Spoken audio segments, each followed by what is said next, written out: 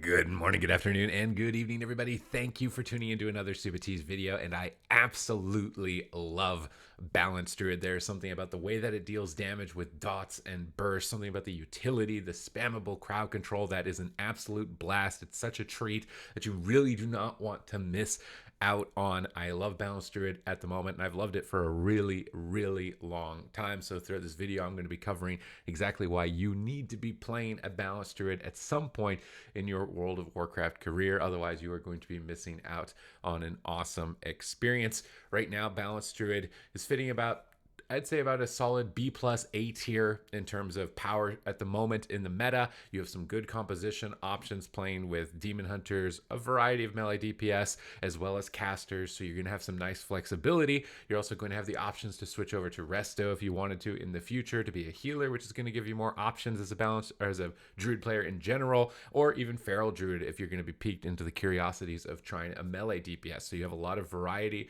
versatility, and flexibility with this specialization. It brings a ton of crowd control, which is super fun to annoy your opponents. So if you want to bring in some agony towards your enemies, then this is going to be a great spec for that. And you are just rewarded so heavily for optimizing your play. So if you're looking for something to progress at getting better and developing your skills so that you can be a master and just completely dominate the battlefield, Balanced Druid is a spec that will allow you that type of journey, and I would definitely recommend it for that. In this specific video, I'm going to be playing with a Demon Hunter and a Restoration Shaman. I do consider this at the moment the best option for you as a Balanced Druid. You can play this with a variety of healers. I've seen it with Mistweavers and Holy Paladins, so you still have some flexibility within that realm as well. But as we jump into this game, you're going to really see why I love Balanced Druid. It's because of the lockdown. It's about the utility and about the moments where you can pick your opportunity to shine. So right off the start, we can see a stun landed onto 2 players, to which I can then capitalize and land a Cyclone, chaining the healer in crowd control and isolating the target that we're going after, which is currently the Hunter, already having gotten them down to half health in this position, using Imprison to crowd control the Feral to prevent them from assisting within our pursuit of the aspect of the turtle from the Hunter in this position. And as soon as we aren't crowd controlled, we're going to be able to peel a lot for our teammates, which is the nice part about a Balanced Druid and going to make you desirable to healers, is that if you're a good Cycloner like this, our Shaman's at half health, we can innervate, we can off heal, we can soak kicks, we can Cyclone off DPS. This is how you want to be selling yourself in LFG, is that you want to be a peel god, that your healer is going to have the easiest time of their lives. This is going to be the best way to keep healers on your friends lists, to keep healers queuing with you. It's a great way to make sure that they will in the future. Then we can use Cyclones to stop defensive cooldowns like Pain Suppression, to stop the recovery of the Hunter. We can immediately switch targets by maintaining dots on multiple targets with Moonfire and Sunfire, which is awesome for gameplay and an overall great experience, so that you've always got mobility and options. Here we've pushed forward, landed a bash, and we can just dump a ton of damage onto the Hunter. We're going to force defensive cooldowns, getting a barrier from the Priest. We can then try and reposition to the Priest to try and Cyclone out of stuns. Really important. We're going to use Solar Beam, as the stun isn't going to last just long enough. And then we're going to Cyclone because Master's Call is going to remove the root on that Solar Beam. Then we're going to get a Trinket from the Priest. So you've got cooldown after cooldown. But again, you still want to be paying attention to your teammates, what's going on in terms of pressure. Shaman's down at half health, limited defense, time to cast some Cyclones. And we're going to soak some interrupts. We're going to soak some stuns so that now our teammates do not need to deal with them, which is one of the great benefits of having a Balanced Druid. As soon as our diminishing returns are over, you can see them tracked here on the Gladius on my add-on. We want to get a Cyclone immediately when this diminishing return disappears, and it's tracked right here on the UI. So as soon as that 14 seconds is gone, we want to put that Feral Druid into another Cyclone. We want to be min-maxing these. Here we've landed another AoE stun onto multiple members. We can chain that into a Cyclone. Always look for these crowd control opportunities, because this is when you're going to be getting the most bang for your buck. You're going to be getting the highest potential and pressure out in a match with the Balanced Druid. Their Feral Druid does intercept us a bit here with the incapacitating roar, but we still are able to connect with our kindred spirits here and try and find another Cyclone. We end up getting trapped on it, but still soaking crowd control for our team is not going to be such a big deal. Our shaman's in a stun. We have a diminishing return available. It's time to get some cyclones out to assist. Anytime we see our healer here in crowd control, one of these big boxes is going to pop up on the frames.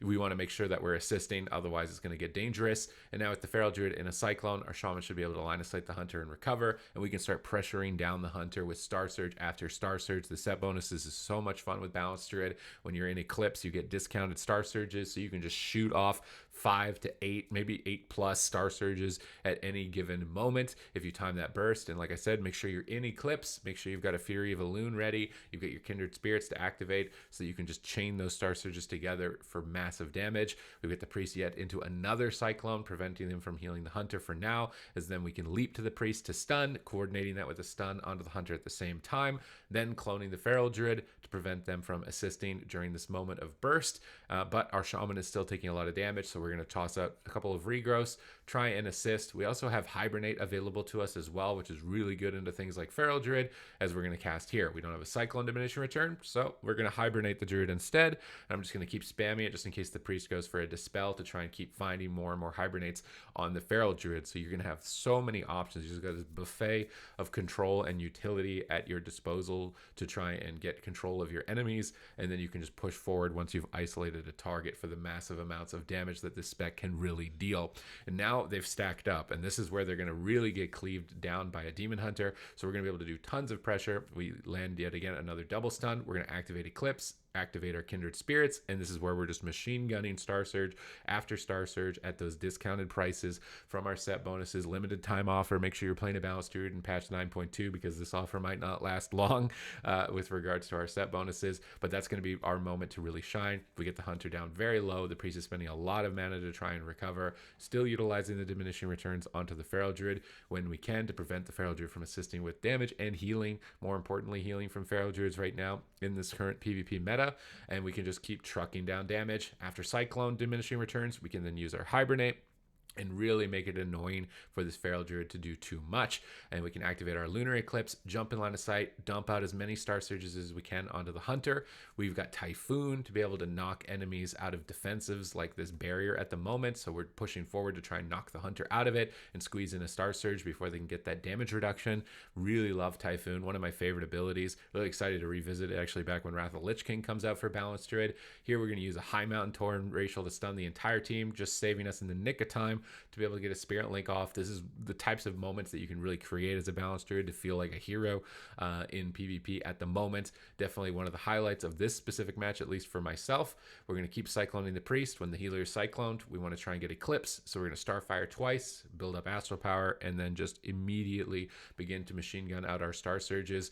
Hopefully we'll have our Empowerment. That's why we're saving our Astral Power right now. We've preemptively activated the Eclipse. We'll get a couple of Moonkin Aura stacks maintained, and then go for the Kindred Spirits, dump the rest of the Star Surges out onto the Hunter, and just blast them down. So almost feeling like you're a Gundam at this point, some sort of mechanized Moonkin maniac, really.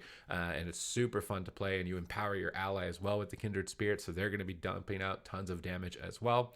We utilize Solar Beam here to interrupt the Priest. Then we want to activate Eclipse when the Priest is interrupted, and this will allow us to get Fury of the Elune with our 2-set bonus in Lunar Eclipse. We're going to make a bit of a swap, and this is the nice part about Balanced Druid, and this comp in particular with Demon Hunter Boomkin, is that you do so much damage that you can create a lot of swaps. You don't have to be just pigeonholed into one strategy, into one target in any given match. You can really move around the map and kind of improvise and have fun with that type of playstyle, which is a playstyle that I really enjoy. It's probably my favorite. It's really what keeps the game fun for me in the long term, is just having these flexible options like, oh, the Feral Druid's in the middle of the map, that's a good position, maybe we go after the Feral Druid now instead of the Hunter.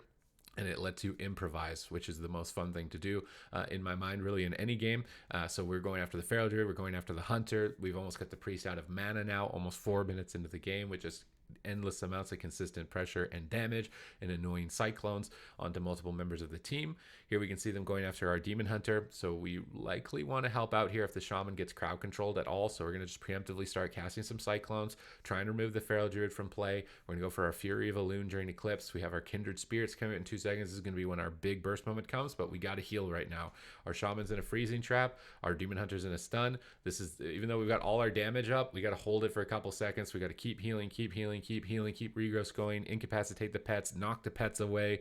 We reverse trap. And now that we've survived that burst window, it's time to activate the empowerment before our eclipse runs out and just dump Star Surge after Star Surge after Star Surge onto whoever we can find at the moment. We've chased the hunter away. We're going to swap back to the feral druid who's used their bark skin, who's used their wall already. We push for a cyclone onto the priest, stop them from healing, stop them from recovering. And now we need to get into lunar eclipse to continue bursting down the target. This is going to reload your astral power every time you're in lunar because you'll proc a fury of a loon.